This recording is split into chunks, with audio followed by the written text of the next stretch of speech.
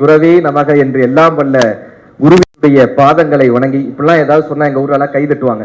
எப்பயுமே ஆரம்பிக்கிறப்ப ஒரு உற்சாகமாக கை தட்டுவாங்க.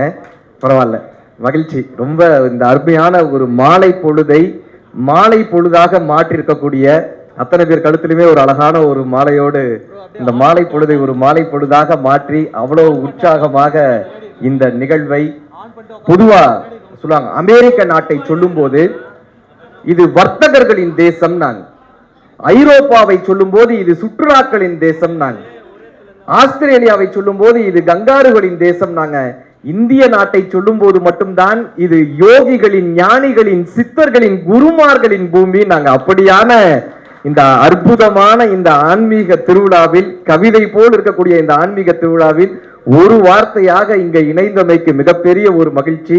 இந்த விழாவை இத்தனை தூரம் அரங்கேற்றிக் கொண்டிருக்கக்கூடிய குருவினுடைய திருக்கமல பாதங்களுக்கும் இங்க இருக்கக்கூடிய பெரியோர்கள் அத்தனை பேருக்கும் உங்களுடைய பெரிய கைதட்டலின் மூலமாக இந்த நன்றியை தெரிவித்து, எங்கள் மேடை உலகத்தினுடைய பீஷ்மர் மரியாதைக்குரிய ஐயா புலவர் ராமலிங்கம் ஐயா வந்திருக்காங்க. அவங்களையும் ஒரு பெரிய கைதட்டலோடு உங்களுடைய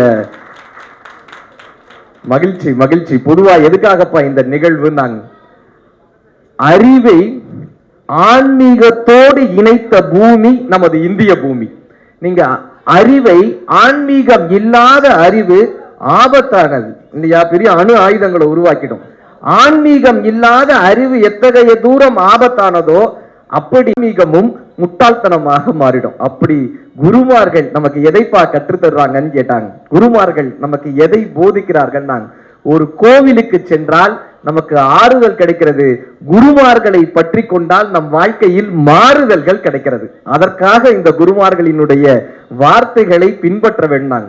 ஒரு கோயிலுக்கு போனா தண்ணீர் தீர்த்தமாகுதா, சாம்பல் விபூதி ஆகுதா, எலுமிச்சை கனி ஆகுதா, சாதம் பிரசாதம் ஆகுதா? ஆனா கோயிலுக்கு போனா சார் எந்த மாற்றமும் இல்லாம அப்படியே போயிட்டு அப்படியே வர்றது யாருன்னு பார்த்தா நம்ம மட்டும்தான் இருப்பான். கரெக்டா? பாத்ரூம்க்கு எவ்வளவு அழுக்கா வேணாலும் போலாம், ஆனா திரும்பி வரும்போது சுத்தமா வரணும்ல. திரும்பி வரும்போது அதே அழுக்கோடையே வந்தானா மாறலன்னு அர்த்தம். திரும்பி அதே அழுக்கோடே வந்தானா குளிக்கலன்னு அர்த்தம். கோயிலுக்கு போகும்போது எப்படிப்பா போகணும்னா, சாமி என்கிட்ட இருக்கக்கூடிய அழுக்கை நான் ஒத்துக்கொண்டு அந்த ஆலயத்துக்குள் போகும்போதே நான் அசுத்தமாக இருக்கேன், என்னை நான் தூய்மைப்படுத்திக் கொள்ள வேண்டும்ன்ற எண்ணத்தோடு எவன் ஒருவன் ஆலயத்திற்கு செல்கிறானோ அவன் மனம் சுத்தமாகி வெளியே வருகிறான். ஆனால் அந்த மாறுதல் நம்மிடம் ஏற்படுவதே இல்லையே. குருமார்களை பற்றி கொள்ளும் போது மட்டும்தான் நாம் சுத்தம் அடைகிறோம். என்ன தெரியுமா, இது இவன் கோயிலுக்கு போயிட்டு சார் இவனும் அழுக்காக்கி கோயிலும் அழுக்காக்கிட்டு வந்துடுறான். கரெக்டா? ஒருத்தர் கோயில்ல இப்ப நம்ம என்ன ஆயிடுதுன்னா, ஜென்ரலா ஆன்மீகத்துல இந்த புரிதல் இல்லாத போது, குருமார்களின் வழிகாட்டுதலை பின்பற்றாத போது ரிச்சுவல்ஸ் ரொம்ப பிடிச்சுக்கிறோம், சடங்குகளை பிடித்துக்கிறோமா? சிவவாக்கியர் சித்தர் கேட்பாரு, ஓடி ஓடி ஓடி ஓடி உட்கலந்த சோதியை நாடி நாடி நாடி நாடி நாட்களும் கழிந்து போய் வாடி வாடி வாடி வாடி வாழ்ந்து போன மாதர்கள் கோடி கோடி கோடி கோடி எண்ணிறைந்த கோடியேனர். எண்ணிறைந்த கோடிய எண்ணிலே இருந்த ஒன்றை யான் அறிந்ததில்லையே, எண்ணிலே இருந்த ஒன்றை யான் அறிந்து கொண்டனின், எண்ணிலே இருந்த ஒன்றை யாவர்கான வள்ளிரோ, எண்ணிலே இருந்திருந்து யான் உணர்ந்து கொண்டனே. அஞ்செழுத்திலே பிறந்து அஞ்செழுத்திலே வளர்ந்து அஞ்செழுத்தை ஓதுகின்ற பஞ்சபூத பாவிகால் அஞ்செழுத்தில் ஓரெழுத்து அறிந்து கூற வள்ளிரில் அஞ்சல் அஞ்சல் என்று நாதன் அம்பலத்தில் ஆடுமெனர். ஓரெழுத்து அறிந்து கூற தெரியாம தானே இந்த நாட்கள் எல்லாம் கழிச்சுட்டே இருக்கும். சார் இவன் கோயிலுக்கு போய் அழுக்காவே போய் கோயில் அழுக்காகிட்டு வந்துடுறான் சார். ஒரு கோயில்ல சுண்டல் கொடுத்தாங்க, நாங்க மேடைகள் அடிக்கடி சொல்லுவோம், சுண்டல் கொடுத்துருக்காங்க. சுண்டல் ஒருத்தர் சாப்பிட்டான், கையை மோந்து பார்த்தான், ஸ்மெல் அடிச்சிச்சு. என்ன பண்ணுவாங்க? உடனே என்ன பண்ணான்னா பக்கத்துல இருக்கிற கோயில் பிரகாரத்துல தேய்ச்சான். பின்னாடி இருந்து ஒருத்தர் அதை பார்த்துட்டான். இவன் தேய்ச்சானா, பின்னாடி இருந்து ஒருத்தர் பார்த்தனா, இவன் அதை மேட்ச் பண்ணணும்ல, உடனே அதை தொட்டு தொட்டு கும்பிட்டான். இங்க சுண்டலை தேய்ச்ச இடத்த தொட்டு தொட்டு கும்பிட்டான். பின்னாடி இருந்தவன் பார்த்தா இங்க பெரிய சாமி இருக்கு போல, அதனாலதான் இவர் தொட்டு தொட்டு கும்புறாரு போல. இப்ப இவர் இந்த பக்கம் போனானா அடுத்து வந்து அவர் அதே இடத்த தொட்டு தொட்டு கும்பிட்டான். திரும்ப போனாரா அதே இடத்த இன்னொருத்த கிட்டத்தட்ட சரி இவர் இந்த பிரகாரம் சுத்திட்டு வர்றாரு. ஒரு 20 பேர் நிக்கிறாங்க இங்க. சாதா சாமி 15 ரூபா டிக்கெட், சுண்டல் சாமி 35 ரூபா டிக்கெட்னு டிக்கெட் போட்டு இங்க ஒரு 15 பேர் நின்று இருக்காங்க. அதனாலதான் சிவவாக்கியர் கேட்டாரு, கோவிலாவது ஏதடா, குளங்களாவது ஏதடா, கோவிலும் குளங்களும் கும்பிடும் குலாமரே, கோவிலும் மனத்துளே குளங்களும் மனத்துளே, ஆவதும் அழிவதும் இல்லை இல்லை இல்லையே. இந்த புரிதலை குருமார்களினுடைய வார்த்தைகளை பிடித்துக் கொள்ளும் போதுதானே நமக்கு இந்த ஆன்மீகம் புலப்படுகிறது. சார் ஐயா தான் அடிக்கடி இந்த ஜோக்க சொல்லுவார். பழனிக்கு ஸ்லீப்பர் பஸ்ல போயிருக்கான். ஸ்லீப்பர் பஸ்ல நல்ல தூங்கக்கூடிய ஸ்லீப்பர் பஸ்ல போயிருக்கான். போன இடத்துல நடந்துகிட்டே இருந்திருக்கான். பஸ்ல இங்கேயும் அங்கேயும் இங்கேயும் அங்கேயும் நடந்துகிட்டே இருந்தான். காலையில பஸ் பழனியில நின்னுச்சு. நம்மால் இறங்கினா இறங்கி பஸ்ஸை தொட்டு கும்பிட்டுருக்கான். இவன் கேட்டிருக்காங்க, என்னையா பண்ற, பஸ் எதுக்கா தொட்டு கும்பிடுறாரு? சொன்னார், இல்ல நான் ஒரு வேண்டுதல் வச்சிருந்தேன், அந்த வேண்டுதல் நிறைவேறிடுச்சுன்னா பழனிக்கு நடந்து வரேன்னு வேண்டிக்கிட்டேன். இப்ப அந்த வேண்டுதல் நிறைவேறிடுச்சு, ஸ்லீப்பர் பஸ்லயும் போன மாதிரி ஆயிடுச்சு, நடந்து வந்த மாதிரி ஆச்சுன்னா. இப்ப நம்ம தமிழ் தாங்க கத்துக் கொடுத்தது. யார் இறைவன் கேட்டாங்க, கண்ணதாசன் ஐயா எழுதியிருப்பார். யார் இறைவன், ஆன்மீகத்தை எப்படி புரிந்து கொள்ளணும்னு கண்ணதாசன் ஐயா எழுதியிருப்பாரு. பூஜ்ஜியத்துக்குள்ளே ராஜ்யத்தை ஆண்டு கொண்டு புரியாமல் இருப்பான் ஒருவன், அதை புரிந்து கொண்டால் அவன்தான் இறைவன். தென்னையில நீருக்குள்ளே தேக்கி வைக்கும் ஓட்டுக்குள்ளே தேங்காயை போல் இருப்பான் ஒருவன், அதை தெரிந்து கொண்டால் அவன்தான் இறைவன். வானவெளி பட்டினத்தில் வட்டமதி சக்கிரத்தில் ஞானரதம் ஓட்டி வரும் ஒருவன், அதை நாடி சென்றால் அவன்தான் இறைவன். முற்றும் கசந்ததென்று பற்றறுத்து வந்தவர்க்கு சுற்றமென நின்று இருப்பான் ஒருவன், அதை தொடர்ந்து சென்றால் அவன்தான் இறைவன். பஞ்சுபடும் பாடுபடும் நெஞ்சுபடும் பாடறிந்து அஞ்சுதலை நீக்கி வைப்பான் ஒருவன், அவன் ஆறுதலை தந்துவிடும் இறைவன். கல்லுக்குள்ளே தேரை வைத்து கருவுக்குள்ளே பிள்ளை வைத்து உள்ளிருந்து ஊட்டி வைப்பான் ஒருவன், அதை உண்டு கழித்தவர்க்கு அவன்தான் இறைவன். நீருக்குள்ளே குளிர்ச்சி வைத்து நெருப்புக்குள்ளே சூடு வைத்து வாழைக்கும் கன்று வைத்தான் ஒருவன், அந்த ஏழையின் பேரி உலகில் இறைவன். சின்னஞ்சிறு சக்கிரத்தில் ஜீவன்களை சுற்ற வைத்து தன்னை மறந்தே அமர்ந்திருப்பான் ஒருவன், அவன் தடம் தெரிந்தால் அவன்தான் இறைவன். தான் பெரிய வீரன் என்று தலை நிமிர்ந்து வாழ்ந்தவரை நாள் குறித்து அழைத்து செல்வான் ஒருவன், இந்த நாடகத்தை ஆட்டி வைக்கும் இறைவன். கண்ணதாசன் ஐயா அந்த கவிதையை முடிச்சிருப்பார். நான் தான்ப்பா இந்த உலகத்துல பெரிய ஆள் என்ற ஒரு கர்வம் இருக்குல்ல, நான் என்கிற ஒரு எண்ணம் இருக்குல்ல. சார் இன்னைக்கு கோயிலுக்கு போகும்போதே சார் சிறப்பு தரிசன டிக்கெட்னு ஒன்று வச்சிடுறோமா, இல்லைனாலும் நம்ம ஒரு ஐடி கார்டை தூக்கிட்டு போறோமா, நான் யார் தெரியுமா அப்படின்ற ஒரு ஐடி கார்டை எடுத்துட்டு போறோமா. இந்த கோயில்ல 2 பேர் சண்டை போட்டுட்டு இருக்கான், நான் யார் தெரியுமா அப்படின்னா ஐடி கார்டை காமிச்சு. அங்கிருந்து ஒருத்தர் நான் யார் தெரியுமா அப்படின்னாரு.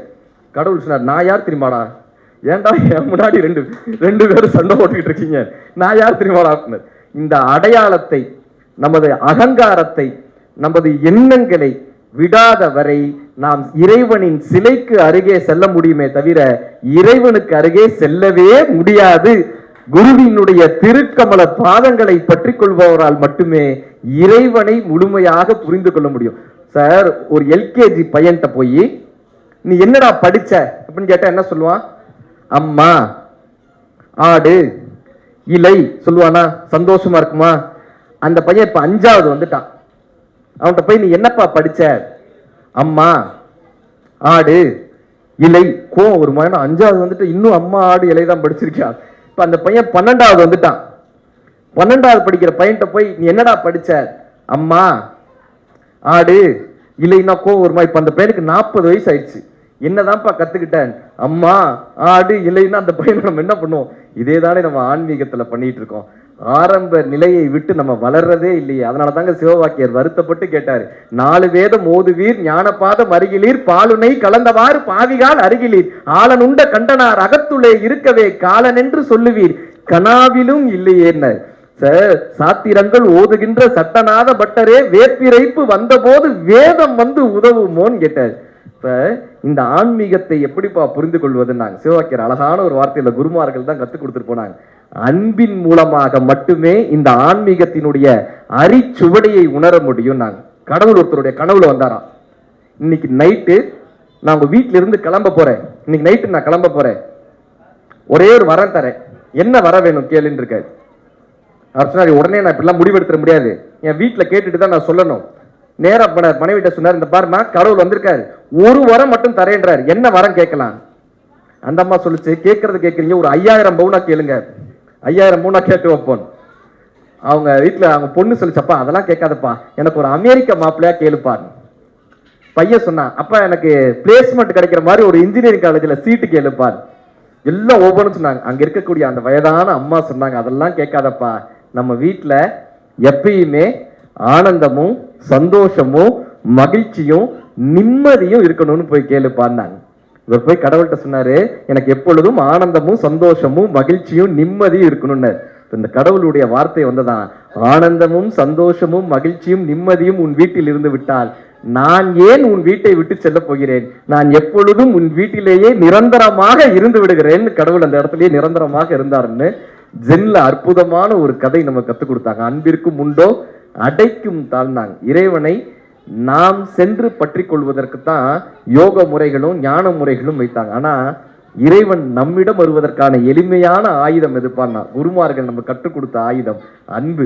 சக மனிதர்களிடம் செலுத்தக்கூடிய அந்த மிகப்பெரிய ஒரு அன்பு இந்த குருமார்களினுடைய வார்த்தைகள்ல, இந்த நிகழ்வுகள்ல பெரிதாக நம்ம பார்க்க வேண்டிய ஆன்மீகத்தை அறிவு சார்ந்து சிந்திக்கும் போது இந்த ஆன்மீகம் இன்னும் புலமடைகிறது. சார், இப்ப வீட்டுல ஒரு காலகட்டத்தில் 2 தலைமுறைக்கு முன்னாடி அரிசி மாவுல கோலம் போட்டாங்களா?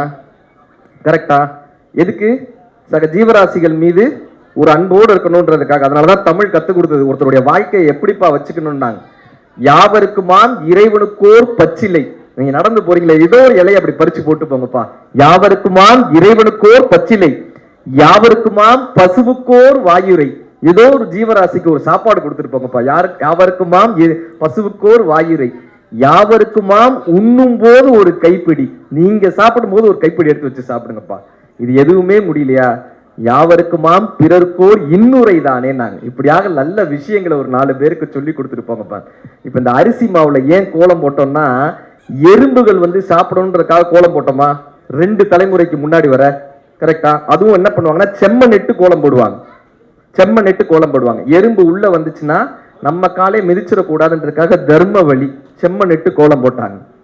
அடுத்த தலைமுறை என்ன வந்தாங்கன்னா, சுண்ணாம்பு பொடியில வெள்ளை கலர்ல ஒரு கோலம் இருந்தா போதும், அந்த சம்பிரதாயத்தை மட்டும் நம்ம நிறைவேற்றணும். இன்னைக்கு ஸ்டிக்கரை ஒட்டிடுறாங்களே, ஒவ்வொருத்தர் வீட்லயும் ஸ்டிக்கர் ஒட்டிடுறாங்க. கோலம் போடுற கடமையை முடிச்சுட்டோம். மாவில கிடைக்கலன்னு பிளாஸ்டிக் மாவிலையை ஒட்டுறோமே, என்ன சம்பிரதாயங்களை பிடிச்சுக்கிட்டோம். சாத்திரங்கள் ஓதுகின்ற சட்டநாத பட்டரே, வேப்பிரைப்பு வந்தபோது வேதம் வந்து உதவுமோ, மாத்திரைப்பு போகும் முன்னே மறிந்து தொக்க வள்ளிரில் சாத்திரைப்பு நோய்கள் இல்லை சக்தி முக்தி சித்தி ஏன சிவவாக்கு என்ற மிகப்பெரிய ஒரு சித்தர். இந்த ஆன்மீகத்தை ஒரு புரிதலோட ஒரு அன்போட வாழும்போது இந்த வாழ்க்கையினுடைய நிலையாமை நமக்கு புரிகிறது. இந்த வாழ்க்கை எதுக்குப்பா, இந்த வாழ்க்கையினுடைய வெற்றி எதுப்பான்னா, சார் ஒரு பிசினஸ் ஆரம்பிக்கிறோம், 10,000 ரூபாய் போட்டு பிசினஸ் ஆரம்பிச்சு 1 லட்ச ரூபாய் முடிஞ்சா அது வெற்றியா? பிறக்கும் போது ஒரு குழந்தையா எவ்வளவு சந்தோஷமாக பிறக்கிறோம், போக போக அந்த சந்தோஷத்தை குறைந்துகிட்டே வருது இல்ல. இந்த ஆன்மீகமும் குருமார்களும் அந்த சந்தோஷத்தை மன நிறைவை மீட்டு தருகிறாங்க. எதுலப்பா நமக்கு மகிழ்ச்சி இருக்குன்னாங்க? பணத்திலையா, பொருள் சேர்க்கறது இல்லையா? கிடையவே கிடையாது. ஒருத்தர் சொன்னார், சென்னையில நான் 5 ஏக்கர் நிலம் வாங்கியிருக்கேன், 5 ஏக்கர் நிலம் வாங்கியிருக்கேன், திருச்சியில 4 ஏக்கர் நிலம் வாங்கியிருக்கேன், மதுரையில 2 ஏக்கர் நிலம் வாங்கியிருக்கேன். இப்ப இந்த மண்ணு சொல்லுச்சு, இவன் என்ன வாங்குறானா, இவங்க அப்பாவை நான் தான் வாங்கி போட்டேன், இவங்க தாத்தாவை நான் தான் வாங்கி போட்டேன், இந்த ஆளையும் நான் தான் வாங்கி போட போறேன், இது என்ன வாங்குறானான்னு. மண்ணின் மீது மனிதனுக்கு ஆசை, மனிதன் மீது மண்ணுக்கு ஆசை, மண்தான் கடைசியில் ஜெயிக்கிறது, இதை மனம்தான் உணர மறுக்கிறது. இந்த ஆன்மீகம் இதைத்தான் நமக்கு போதிக்கிறது. இந்த வாழ்க்கையைத்தான் நமக்கு ஆன்மீகம் கற்றுத்தருகிறது. இந்த வாழ்க்கையில் இருக்கக்கூடிய பற்றற்ற தன்மையைத்தான் குருமார்கள் கற்றுத்தர்றாங்க. வாழ வயதாகி அழகாகி மதனாகி பணி வாணிபமோடாடி மருளாடி விளையாடி விழல் வாழ்வு சதமாகி மடக்கூடமோடு பொருள் தேடி வாசனை புழுகோடு மலரோடு மனமாகி கமல் வாசனைகளாகி விளை மாதரோடு கூடி அவர் ஆசைகளிலே சில நாள் போல் தோல் திரைகளாகி நிறைகளாகி 2 கால்கள் தடுமாறி செவிமாறி பசு பதி பாசம் சூழ் கெதிகள் மாறி சுகம் மாறி தடியரோடு திரி ஒரு நாளில் சூளை சொறி வாதமோடு நீரழிவு சூழம் என கசு மலம் என வாரி உடல் அழிவேனோன்னு அருணகிரிநாதருடைய ஒரு பாட்டு இருக்கு. இந்த கசுமலமாக போகக்கூடிய இந்த உடலை யாரால் காப்பாற்ற முடியும்னா, இப்படியான குருமார்களால் மட்டும்தான் அர்த்தமற்ற இந்த வாழ்க்கையை அர்த்தமுள்ள வாழ்க்கையாக மாற்ற முடிகிறது. எல்லாம் வல்ல இந்த குருமார்களினுடைய அருளால் இந்த அற்புதமான தருணத்தில் 16 செல்வங்களான கலையாத கல்வியும் குறையாத வயதும் ஒரு கவடுபாரா நட்பும் கன்றாத வளமையும் குன்றாத இளமையும் கழுபணி இல்லாத உடலும் சலியாத மனமும் அன்பகலா மனைவியும் தவறாத சந்தானமும் தாழாத கீர்த்தியும் மாறாத வார்த்தையும் தடைகள் வாரா கொடையும் தொலையாத நிதியமும் கோணாத கோலும் ஒரு துன்பமில்லா வாழ்வும் உதவி பெரிய தொண்டரோடு கூட்டும் என்று சொல்லக்கூடிய 16 செல்வங்களை பெற்று இங்கு வந்திருக்கக்கூடிய ஆன்மீக பெரியோர்கள் அத்தனை பேரும் பல்லாண்டு பல்லாண்டு பல்லாயிரத்தாண்டு பல கோடி 100,000 ஆண்டுகள் வாழ வேண்டும். அதற்கு எல்லாம் வல்ல குருவினுடைய அருள் கிடைக்க வேண்டும் என்று இறைவனிடம் வேண்டி உங்களிடமிருந்து விடைபெறுவது மதுரை ராமகிருஷ்ணன். நன்றி நன்றி நன்றி.